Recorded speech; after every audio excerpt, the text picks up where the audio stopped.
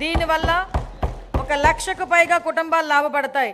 పరిశ్రమలు మరియు వాణిజ్య శాఖకు 3161 కోట్లు, మౌలిక సదుపాయాలు మరియు పెట్టుబడుల శాఖకు 1283 కోట్లు, సమాచార సాంకేతికం, ఎలక్ట్రానిక్స్ మరియు కమ్యూనికేషన్ శాఖకు 536 కోట్లు ప్రతిపాదిస్తున్నాను.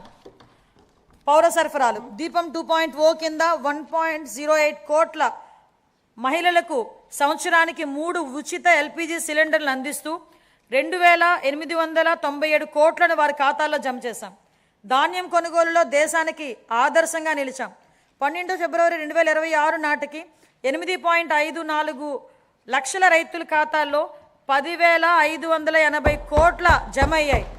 ఇదంతా కూడా ఒక్కరోజు వ్యవధిలోనే జరిగింది. వితిన్ 24 అవర్స్ రికార్డు స్థాయిలో 9,740 కోట్ల నగదు వారి ఖాతాల్లోకి జమ చేయడం జరిగింది. అందులో 55% 8 గంటల్లో చెల్లించడం మా వేగం, పారదర్శకత నిదర్శనం. 2026-27లో పౌర సరఫరాల శాఖకు 3,821 కోట్లు ప్రతిపాదిస్తున్నాం. సామాజిక సంక్షేమం, గిరిజన, బీసీ, మైనార్టీల సంక్షేమం.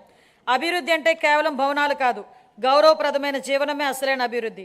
గౌరవనీయ ముఖ్యమంత్రి గారి హృదయానికి అత్యంత సన్నిహితమైన అంశం సంక్షేమం. సంక్షేమం అనేది